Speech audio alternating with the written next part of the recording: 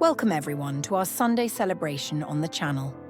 Today we pause to honour the incredible actors we've lost on this day, 29th May 2025. Their work has left a lasting impact on cinema, and we are grateful for the memories they've given us through their remarkable performances. Our thoughts are with their families and fans as we remember their legacies. Before we dive into today's tribute, please show your support by liking this video and subscribing to our channel. Thank you for being part of this heartfelt moment. Let's begin. Erich Derringer, a gifted writer, guitarist, and a beloved friend to many, left an indelible mark on the world of rock and roll. Best known for his work with rock and roll Hoochie Koo, which featured that unforgettable, electrifying shout, Erich cemented his place in music history with blazing guitar riffs, a voice dripping with swagger, and a sound that has echoed across generations. Born and raised in a small Ohio town, Erich picked up his first guitar at the tender age of 9 and never looked back. His passion for music quickly blossomed, leading him to early fame as the frontman of the McCoys. With their breakout hit, Hang On Sloopy, Erich and his band knocked the Beatles off the top of the charts, a feat few have accomplished.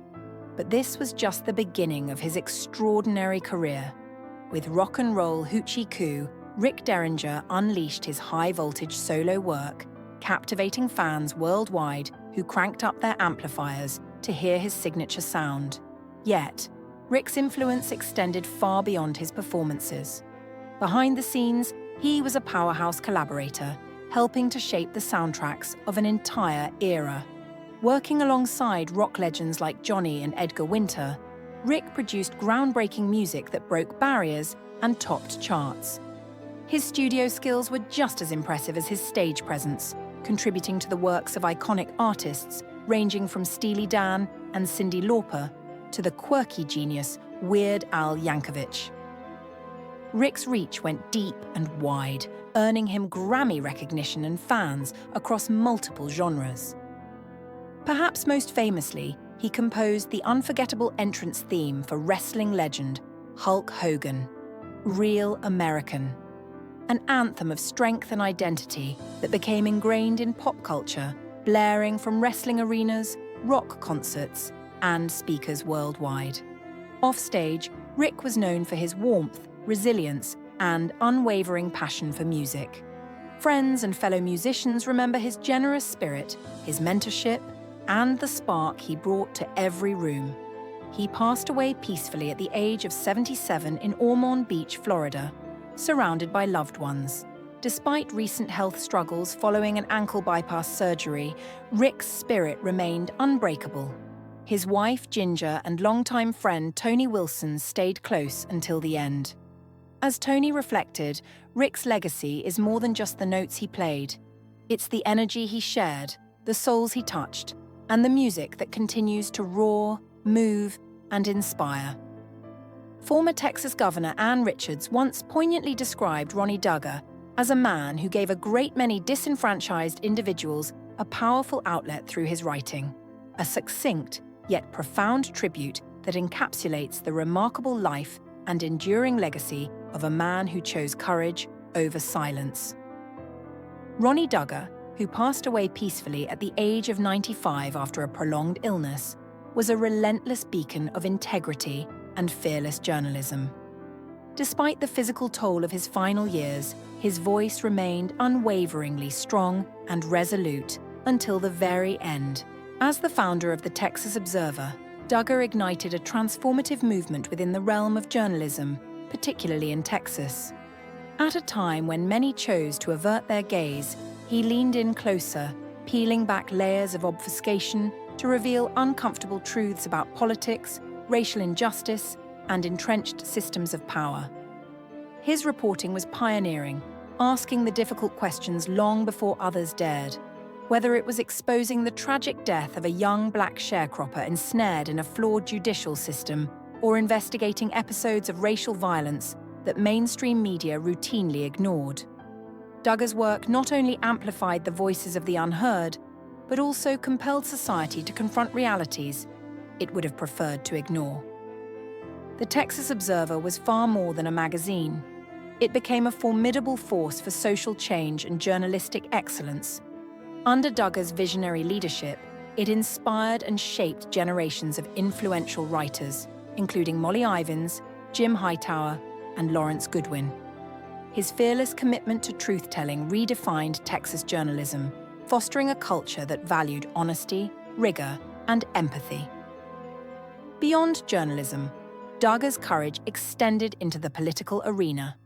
From his early campaigns in the 1950s against corrupt political powers to co-founding a grassroots populist movement in the 1990s, he championed civic engagement as fervently as storytelling.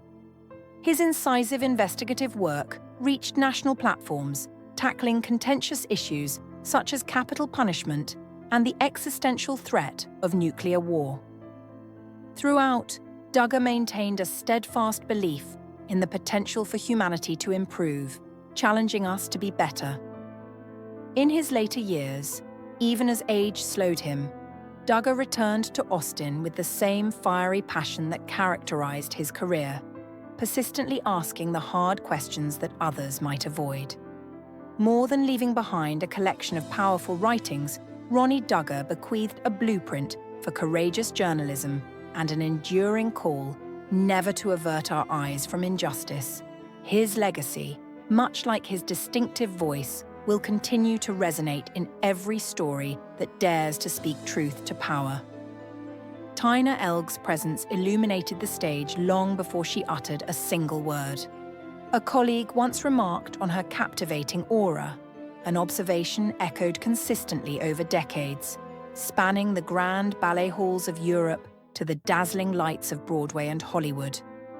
The renowned Finnish-American actress and dancer, Taina Elg, has passed away peacefully at the age of 95 following a brief illness, marking the close of an extraordinary chapter in the performing arts. Born in Helsinki and raised in Turku, Elg's journey began amidst the harmonies of music and the rhythm of movement. As the daughter of a pianist mother and a father who cherished music, she was immersed in the arts from an early age. Her initial acclaim came as a young dancer with the Finnish National Ballet, where her grace and expressiveness first captivated audiences. By the age of 10, she had already appeared on screen in Finland, signaling the emergence of a prodigious talent destined for international recognition. Elg's career blossomed as she graced stages across the globe, performing with prestigious companies such as Sadler's Wells and the Grand Ballet du Marquis de Cuevas.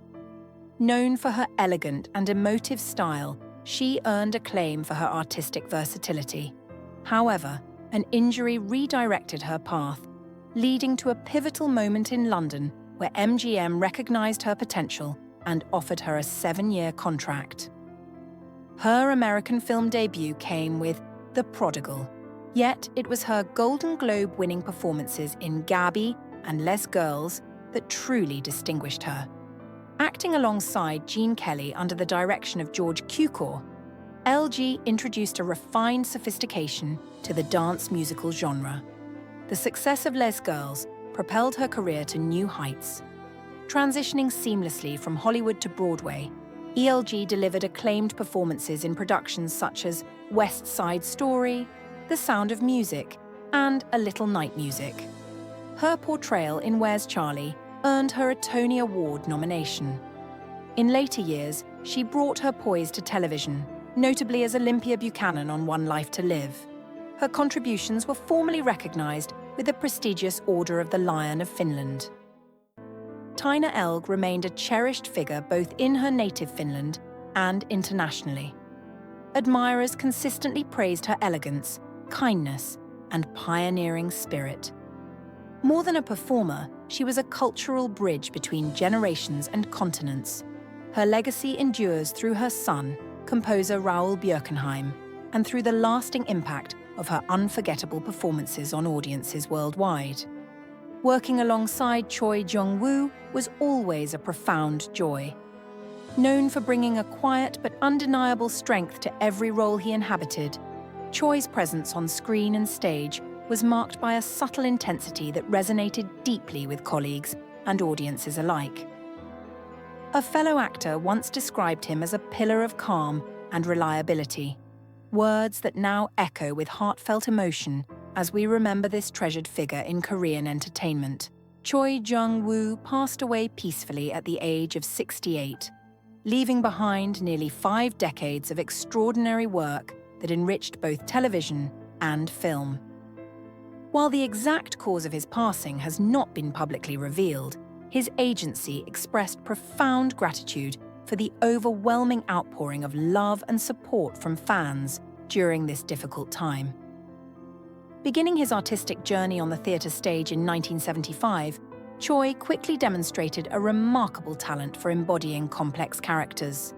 His career naturally expanded into television and film, where he became a beloved and trusted figure, especially known for his masterful supporting roles. Whether in gripping thrillers, heartfelt romantic dramas, or historical epics, Choi left an indelible mark across every genre he touched. Fans remember him vividly from standout dramas such as City Hunter, Dr. Stranger, and The Legend of the Blue Sea. His compelling performances in films like The Chaser and Lady Vengeance further cemented his reputation as an actor who brought depth, honesty, and a quiet intensity to every role. Although often not cast as the lead, Choi's characters were never overshadowed. His nuanced portrayals made every scene feel authentic and compelling. His versatility shone through in series like God's Quiz, Brilliant Legacy, and Master's Son, and he remained a dedicated performer up until recent years, appearing in notable dramas such as Sisyphus and The Myth. Beyond his professional achievements, Choi was celebrated for his humility, warmth, and generosity. He was known for mentoring younger actors and creating a positive atmosphere on every set.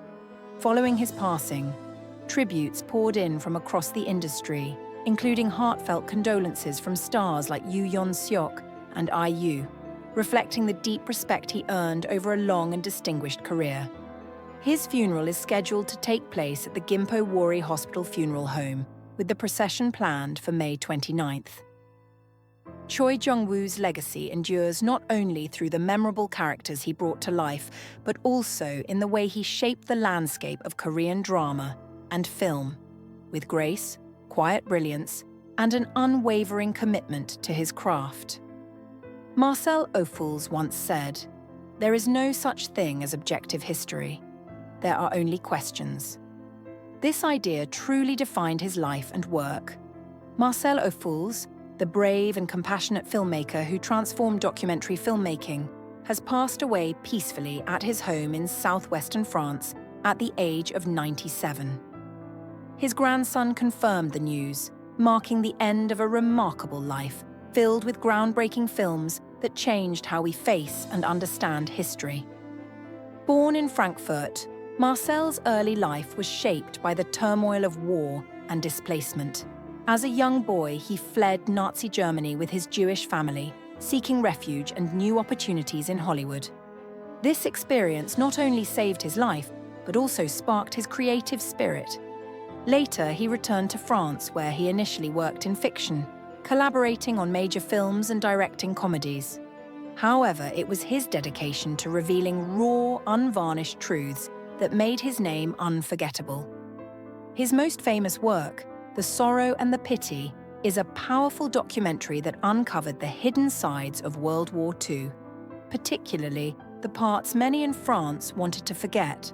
Through honest interviews and patient storytelling, Marcel challenged viewers to rethink comforting myths and confront uncomfortable truths about collaboration and resistance.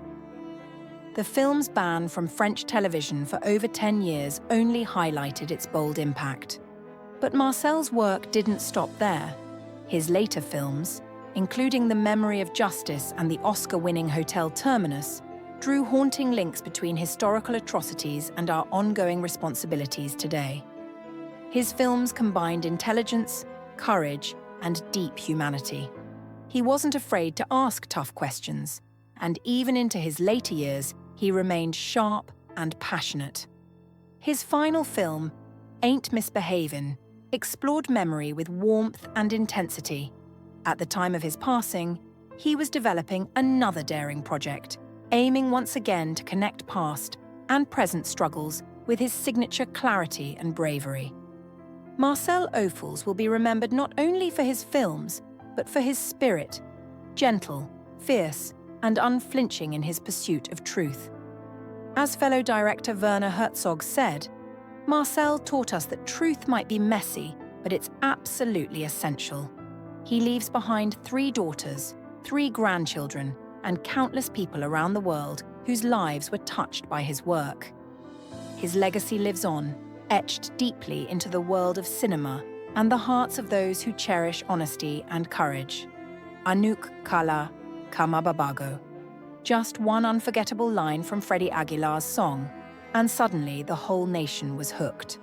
Freddie didn't just write a tune, he captured hearts and ears not only across the Philippines but around the world. His iconic masterpiece Anak didn't just top charts, it broke through borders and language barriers, selling over 33 million copies and being sung in more than 20 languages.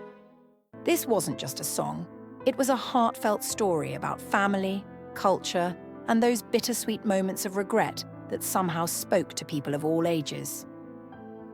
Freddie, who sadly passed away at 72 due to multiple organ failure, left behind a musical legacy so powerful it forever changed Filipino music and culture.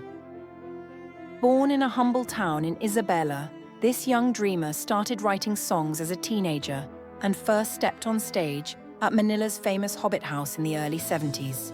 He mixed folk and rock with that unmistakable Filipino soul, creating something totally fresh and deeply moving. But Freddie was more than a music legend. He was the voice of the people, delivering powerful anthems like Bayan Ko and Katarungan during some of the country's most challenging times. His music wasn't just entertainment, it was a rallying cry. During the People Power Revolution, his songs sparked courage and hope, shining a spotlight on injustice, poverty, and the dreams of everyday Filipinos. Over 5 decades, Freddie released dozens of albums, snagged tons of awards, and even earned a Lifetime Achievement Award. But for him, it was never about trophies. It was about telling the truth and connecting with people. Freddie also gave back as a public servant, leading cultural programs and arts advocacy groups like the National Commission for Culture and the Arts. And if you ever wanted to catch a bit of his magic in a cozy setting, you could visit Ca Freddy's, his own restaurant where good food and great stories were always on the menu. Family and music were his heartbeats. His daughter Megan followed in his footsteps, and he stayed active in the arts right until the end. Now, musicians and fans alike mourn a friend, mentor, and cultural icon. Freddie didn't just sing songs, he sang the soul of the nation. As fellow artist Ran Kayayab said, "Even though he's gone, his music will keep speaking for those who can't." And every chorus of Anak reminds us that Freddie Aguilar still sings with us all. Sometimes, stories find you, rather than the other way around. A sentiment once expressed by Presley Chweneyagae himself. He believed that stories don't simply come to us by choice. Instead, they choose us, shaping our paths and our purpose. This philosophy perfectly encapsulated how Presley lived his life and crafted his career, consistently embracing roles that gave voice to the struggles, hopes, and redemptions of people often overlooked. The world was first introduced to Presley through his unforgettable performance in the film Tsotsi. Portraying a troubled young man seeking redemption in the harsh townships of South Africa, he delivered a raw and deeply moving performance that captured the hearts of audiences around the globe. His portrayal not only earned Tsotsi the Academy Award for Best Foreign Language Film, but also cast a new illuminating light on African cinema, demonstrating the power of authentic storytelling on a global stage. This role was far more than just a breakout moment. It ignited a spark that brought African narratives to the forefront of world cinema. At just 40 years old, Presley has left us far too soon. His unexpected passing due to natural causes has sent shockwaves through the arts community and beyond. leaving a void that is deeply felt by colleagues, fans, and the industry at large. Born in Mafeking, he discovered his passion for drama early, joining the Young Mabana Arts Foundation at just 10 years old. From those humble beginnings, his immense talent quickly outgrew the small local stages, shining with quiet power and profound honesty. Over the years, Presley took on numerous important roles, including parts in Mandela, Long Walk to Freedom, More Than Just a Game, State of Violence, and the beloved television series, The River. He was admired not only for his exceptional acting skills, but for the integrity and humility he brought off stage. Fluent in Setswana and deeply grounded in his culture, Presley was committed to bringing authenticity and dignity to every character he portrayed. He was not simply acting. He was telling the stories of real people, breathing life into South African history and experiences with compassion and depth. His portrayal of Solomon Mahlangu, a revered anti-apartheid activist, was particularly celebrated for its heartfelt and purposeful depiction. Beyond his performances, Presley was a mentor to young actors and a passionate supporter of youth theatre. He firmly believed in the power of art as a force for healing and empowerment, and those who knew him remember him with immense love and respect. The Amasa Agency praised him as a powerful and authentic voice in African cinema, and fans worldwide have flooded social media with gratitude, memories, and grief. Presley is survived by his mother, who named him after Elvis Presley, a name now shared by two icons, each beloved in their own unique way. Though Presley Chweneyagae is gone, the spirit of his work endures, living on in the roles he embodied and the lives he touched. His voice will continue to resonate for generations to come. Alan Scarfe, the distinguished British-Canadian thespian, director, and author, passed away at the age of 77 in his residence in Longueuil, Quebec, succumbing to colon cancer. Born on June 8, 1946 in Harpenden, England, Scarfe's formative years were profoundly shaped by an intellectually rich environment, nurtured by parents who were both university professors. This academic milieu fostered in him a lifelong passion for the arts and scholarship, which he adeptly translated into a remarkable career spanning stage, screen, and literature. Scarfe's formal training commenced at the prestigious London Academy of Music and Dramatic Art, where his prodigious talent quickly became evident. His theatrical career blossomed as he graced stages throughout Europe and North America, undertaking some of the most challenging and revered roles in classical theatre. Among his notable portrayals were Shakespearean giants such as King Lear, Othello, and Hamlet, performances that not only highlighted his versatility but also earned him widespread acclaim. His profound command of character and nuance led to numerous honours, including the coveted Genie Award for Best Supporting Actor for his role in the critically acclaimed film The Bay Boy, alongside several other nominations. Beyond acting, Scarfe's artistic vision found expression in his leadership roles within the theatre community. He contributed significantly as an associate director at both the Stratford Festival, one of Canada's premier theatrical institutions, and the Everyman Theatre in Liverpool, reinforcing his reputation as an influential figure dedicated to cultivating the performing arts. Scarfe's impact extended to television audiences as well, where he garnered a devoted following for his role as Dr. Bradley Talmadge in the science fiction series 7 Days. His appearances in Star Trek, The Next Generation, and Star Trek Voyager further solidified his standing among genre enthusiasts thanks to his compelling and memorable performances.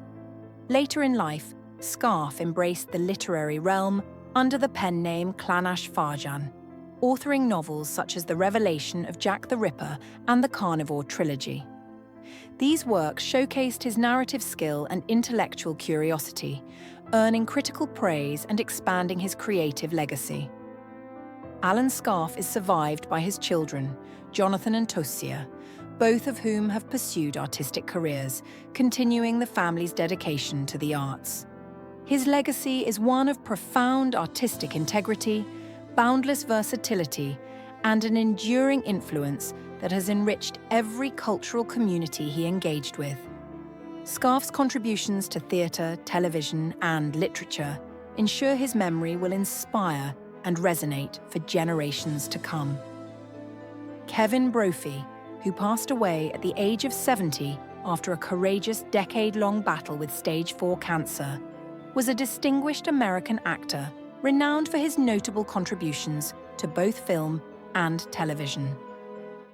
Born in Salt Lake City, Utah, Brophy is perhaps best remembered for his leading role in the television series Lucan, which, despite its brief run, captivated audiences and left a lasting impression.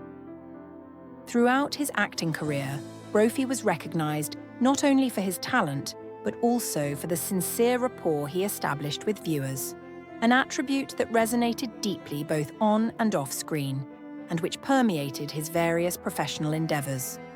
Following his initial success in Hollywood, Brophy transitioned into a markedly different profession, working as a valet at the prestigious Hotel Bel Air from 1983 until 2009. His commitment and humility in this role were as commendable as his achievements in the entertainment industry. This uncommon combination of fame and groundedness set him apart in an industry often characterized by glamour and detachment. The depth of the affection and respect he inspired is exemplified by a poignant posthumous gesture.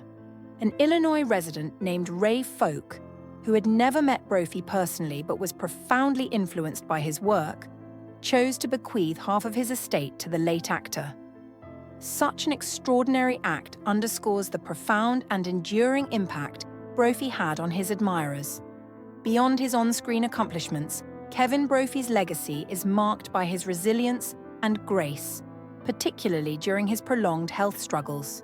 Friends, family, and colleagues alike praised his perseverance and unwavering positive outlook despite the significant challenges he faced.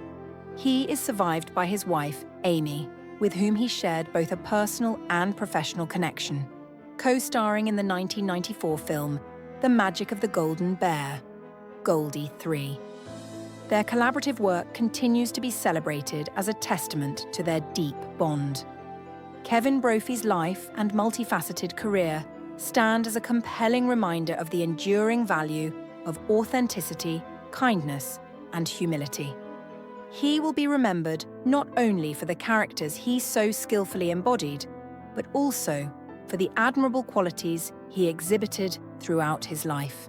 Elizabeth MacRae, who passed away at the age of 88, was a beloved American actress whose remarkable career spanned several decades, leaving an indelible impression on both television and film.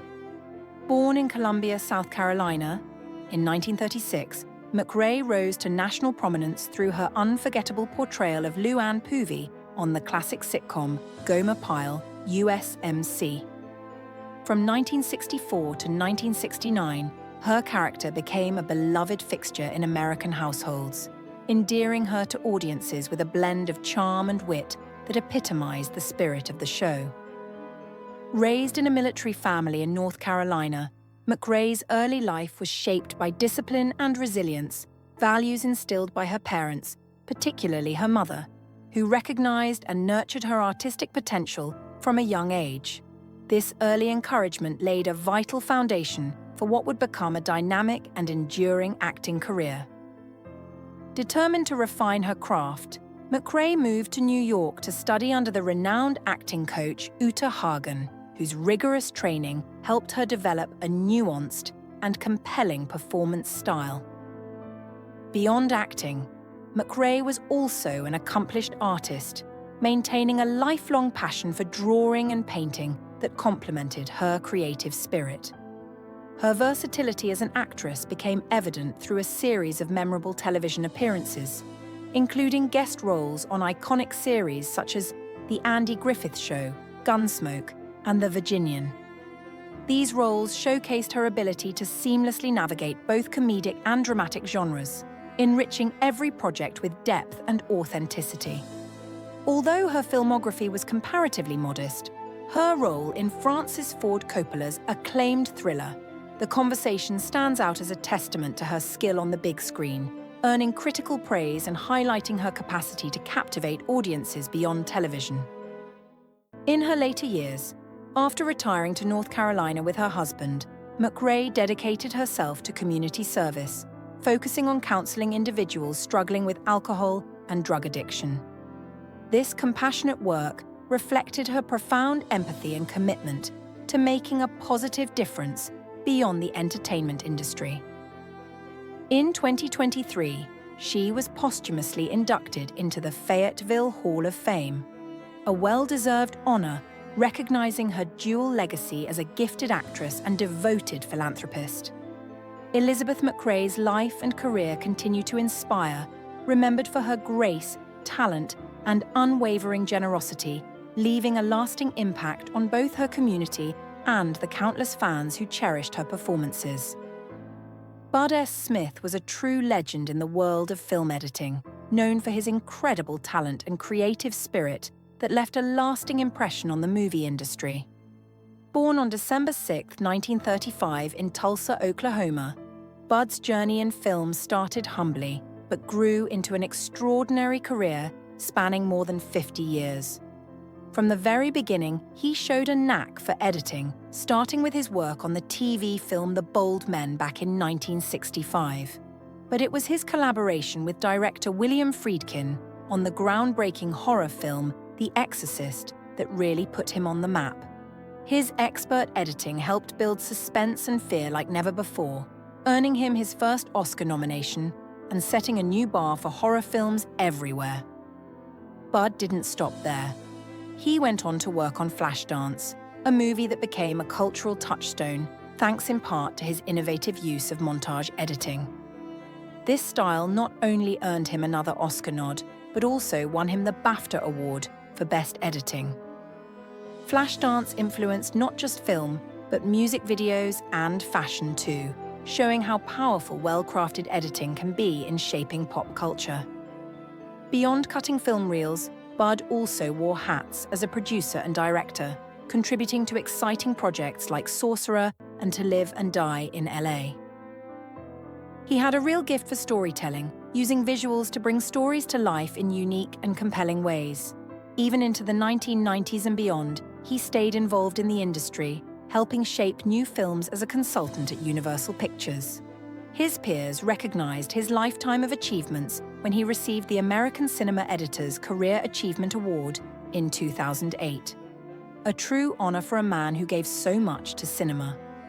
On a personal note, Bud shared a loving life with his wife, dialogue editor Lucy Coldsnow Smith, for 33 years. They lived in the beautiful Hollywood Hills before settling in Studio City. Bud S. Smith passed away peacefully at home in Studio City at the age of 88, leaving behind a legacy that continues to inspire filmmakers and editors all over the world. Erich Anderson, who sadly passed away at 67 on June 1st after a tough battle with esophageal cancer, was a remarkable American actor and novelist whose career brought plenty of memorable moments to both the big and small screens. If you're a fan of classic horror, you might instantly recognize him as Rob Deere from the 1984 cult favorite, Friday the 13th, The Final Chapter, a role that definitely cemented his place in horror history. Born on October 24, 1956 in Sagamihara, Japan, Erich's childhood was anything but ordinary, thanks to his military family's constant moving around the globe. From one base to the next, he got to experience a variety of cultures before eventually settling in Chula Vista, California, where he attended Hilltop High School. Although he initially had his sights set on the medical world, studying biochemistry and molecular biology at the University of California, Santa Barbara, Erich's passion for storytelling and performing soon stole the spotlight. Swapping lab coats for scripts, he jumped into acting, landing his first gig on Bay City Blues in 1983. From there, he became a familiar face on TV with over 300 episodes to his name. Whether it was the heartfelt drama of 30-something, the family dynamics on Felicity, where he played the lead character's dad, or guest spots on hits like Melrose Place, Murder, She wrote CSI and even Star Trek. The Next Generation, where he portrayed Commander Kieran McDuff in the fan-favorite episode Conundrum, Erich showed incredible range and charisma. His film work, including appearances in Bat * 21 and the emotionally charged Unfaithful, 2002, further highlighted his versatility. But Erich wasn't just about acting. He was also a talented author, publishing 3 novels over a decade, 2012 to 2022, adding another layer to his creative legacy. He shared his life with actress Saxon Traynor, making their partnership one full of artistic collaboration and mutual support. Loved by colleagues and fans alike, Erich Anderson's warm spirit and ability to breathe life into his characters have left a lasting impression, one that will keep inspiring and entertaining for years to come. Robin Roberts, an iconic figure in American broadcasting, has carved a legacy of excellence, resilience, and courage. Born on November 23, 1960 in Tuskegee, Alabama, Roberts rose from humble beginnings to become one of the most respected and beloved faces on television.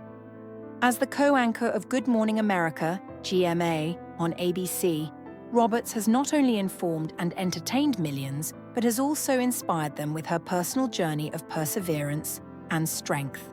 A career built on excellence. Robin Roberts grew up in Pass Christian, Mississippi, in a family that valued education and hard work. Her father, Colonel Lawrence E. Roberts, was a Tuskegee Airman, which instilled in her a sense of discipline and determination. Roberts attended Southeastern Louisiana University on a basketball scholarship and graduated with a degree in communication in 1983. Her broadcasting career began in local television, where she worked as a sports anchor. Her charisma and knowledge of sports quickly earned her recognition, leading to a position at ESPN in 1990. At ESPN, Roberts became a trailblazer, hosting SportsCenter and covering major events like the Olympics and NCAA tournaments. Her catchphrase, "Go on with your bad self," became a hallmark of her vibrant personality. In 2005, Roberts joined Good Morning America as a co-anchor. Under her leadership, the show became one of the most watched morning programs in America. Her warm demeanor, incisive interviews, and genuine connection with audiences made her a household name. Health battles, triumph through adversity. Robin Roberts' life took a dramatic turn in 2007 when she was diagnosed with breast cancer. The news shocked her fans, but Roberts faced her diagnosis head-on, sharing her journey with the public to raise awareness. She underwent surgery, chemotherapy, and radiation therapy, emerging stronger and more determined than ever. Just 5 years later, in 2012, Roberts revealed that she had been diagnosed with myelodysplastic syndrome, MDS, a rare blood and bone marrow disorder. This condition was a complication from her earlier cancer treatments. The prognosis was serious, and Roberts needed a bone marrow transplant to survive. Her sister, Sally Ann Roberts, proved to be a life-saving match. The transplant and subsequent recovery were grueling, but Roberts faced the ordeal with unwavering courage. Throughout her treatment, she continued to advocate for health awareness, urging viewers to register as bone marrow donors and support cancer research. Roberts' openness about her health struggles resonated deeply with her audience. Her return to GMA after her transplant was celebrated as a triumph of human spirit, and her advocacy work earned her the Arthur Ashe Courage Award at the 2013 ESPYs. Legacy of advocacy and inspiration. Robin Roberts' health challenges have shaped her into a tireless advocate for medical research and health equity. She founded the Robin Roberts Cancer Thrivership Fund to support individuals undergoing cancer treatment and has partnered with organizations like Be the Match to promote bone marrow donation. Her resilience has also made her a role model for countless individuals facing adversity. Roberts has often spoken about the importance of faith, family, and a positive mindset in overcoming life's challenges. Her memoir, Everybody's Got Something, chronicles her journey through illness and recovery, offering hope and encouragement to others. Personal life and relationships. In addition to her professional accomplishments, Roberts has been a trailblazer in her personal life. In 2013, she publicly came out as gay, introducing the world to her longtime partner, Amber Lane. The couple's love story has been an inspiration, demonstrating the power of authenticity and acceptance. Roberts and Lane have supported each other through thick and thin, including Lane's own battle with breast cancer. Their relationship exemplifies resilience and mutual support, and they remain active advocates for LGBTQ+ rights and cancer awareness. An enduring legacy. Robin Roberts' life and career are a testament to the power of perseverance, compassion, and integrity. As a broadcaster, she has informed and uplifted millions. As a cancer survivor and advocate, she has saved lives and inspired hope. Today, Roberts continues to co-anchor Good Morning America, bringing her signature blend of professionalism and warmth to viewers every morning. Beyond the screen, she remains a passionate advocate for health awareness, diversity, and inclusion. Robin Roberts' journey is a reminder that life's greatest challenges can lead to its most profound triumphs. Her unwavering strength and commitment to making a difference ensure that her legacy will endure for generations to come.